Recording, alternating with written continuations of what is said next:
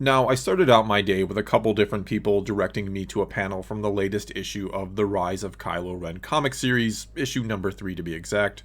which takes place during the time Luke was rebuilding the Jedi Order, and it shows a young student complaining to him that she works just as hard as Ben Solo, yet doesn't see the same results, and she wants to know why he's stronger with the Force than she is. Luke then goes on to explain that there's no such thing as being stronger with the Force, that the Force can be a trickle, a stream, a river, or even a flood for anyone who can sense it, and the comic, not just me, emphasizes the anyone in that statement. He then goes on to tell her that she needs to think of herself as a door, and the wider you are open, the more easily the Force will flow through you, and that some people just start with the door open a bit wider than others, but that any door can open wide. And after reading this, the very first thing that popped into my head was that scene in The Last Jedi where Luke says to Rey, "I've seen this raw strength only once before in Ben Solo. It didn't scare me enough then, it does now." Because according to this comic, or Luke in this comic, they didn't actually have any raw strength per se. They just have doors that are wider open to the Force than others, and so wide open in fact that Rey and Kylo are a Force dyad that, without them even really knowing or understanding what that is, can pass stuff to each other through the Force.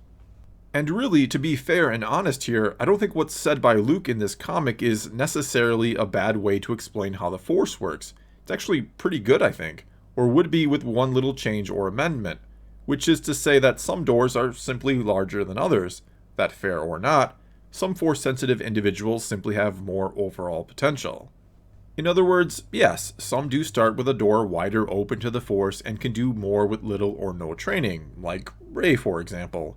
And some start with it almost closed and must learn how to push it open and let the Force in at all. But the idea that everyone has the same potential, and it's only about how open or closed one is to the Force, seems to fly in the face of what the prequels establish, and also what we see with a character like Chirrut Imwe in Rogue One. I mean, if this is the case, if everyone has the exact same Force potential, the Jedi of the prequel era would have been recruiting anyone and everyone who was Force sensitive, since, with proper training, they all, in theory, could have become worthy Jedi. And yet, they had this little thing called a midi-chlorian test, which, essentially, seemed to measure potential with the Force. However, I'm not sure that's exactly how it was meant to work. Because the general idea most seem to believe is that the more midi-chlorians you have, the stronger you are or can become with the Force, and there does seem to be some level of truth to that if they were all so stunned to learn Anakin had a higher count than Yoda, or higher than any life form he'd ever seen before, according to Qui-Gon Jinn. Though I tend to think it's not so much that having more midi-chlorians gives you greater potential, as much as it almost is the opposite, that the stronger you are with the Force, or the greater your connection or potential, the more midi-chlorians you happen to attract or have in your cells. As silly as it may sound, I think when you're strong with the Force, you're kind of like a midi-chlorian magnet.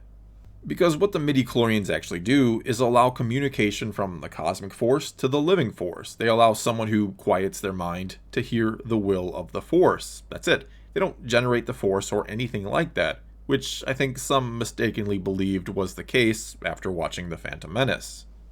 And if you are someone strong with the Force, it makes sense that you would have more midi-chlorians and would potentially be able to hear the will of the Force louder or clearer, as I think it might make sense that when one falls to the dark side, they lose midi-chlorians since they're denying the will of the Force and following their own will, and since midi-chlorians are essential to life, they are in all living cells after all. Part of the reason why Sith begin to look, shall we say, corrupted, is because they begin to lose midi-chlorians in droves when they fall to the dark side.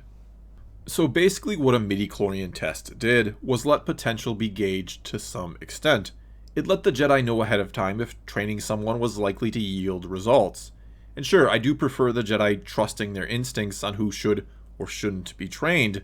but as I've talked about before, part of what the prequels show us is how far the Jedi had strayed from their beliefs, that they had become pawns of the Senate and were now more concerned about strictly following the Jedi Code over trying to listen to and heed the will of the Force, and hence they were relying on midi-chlorian tests instead of trusting their feelings. Anyway, the implication here in this comic, though not expressly said, seems to almost be that Vo could very well be just as strong with the Force as Ben is if she just works hard enough, or that, as Luke says, anyone who is Force sensitive can learn to open the door wide and have the Force be a flood for them, which again takes us back to a character like Chirrut in Rogue One, who was clearly Force sensitive, and leads to the question, does this mean he too could have learned to open the door wider, and maybe even become a Jedi?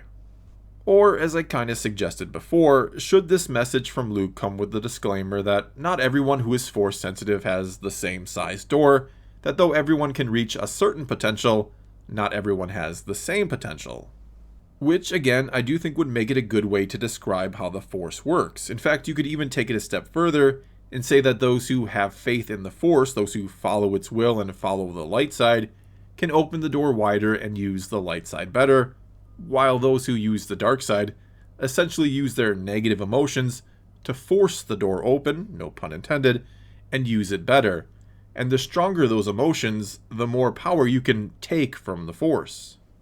This would also imply that gray is not the correct path to take, since using the dark and light together would be at odds with each other, or that the more you use the light side of the Force, the more you close yourself off from the dark, and vice versa, almost like a tug of war. Or, as I've described it before, it'd be like a river trying to flow in two different directions. And though you may say it's then best to put yourself directly in the center to have access to the same amount of power, for lack of a better way of putting it, to both sides, both the dark and the light, but if this way makes you no stronger in theory than fully committing to the light side, the question then becomes why risk tampering with the dark side at all, and eventually losing yourself to it. But I digress, and I think the existence of the Skywalker saga, and the chosen one that goes with it, lets us know there are different levels of potential among those who are Force sensitive, as do the midichlorians and the test to find those levels. I mean, there has to be some sort of reason why some beings have more midichlorians than others, right? And why Jedi used to use the test to figure this out, though I suppose they could be an indication of how wide open the door already is for someone, and midichlorians are attracted to those who simply have a better connection to the Force already established. Another possibility here entirely is that Luke is simply trying to make a point about how a Jedi isn't actually strong themselves, that the Jedi don't control the Force per se, they let it work through them, and it only partially obeys their commands, as Obi-Wan once told Luke in A New Hope. And some are simply better conduits for it than others. I mean, we've certainly heard a lot about letting the Force flow through you, though of course that again contradicts with Luke talking about raw strength in The Last Jedi, though in his defense he wasn't exactly thinking all that clearly at that point.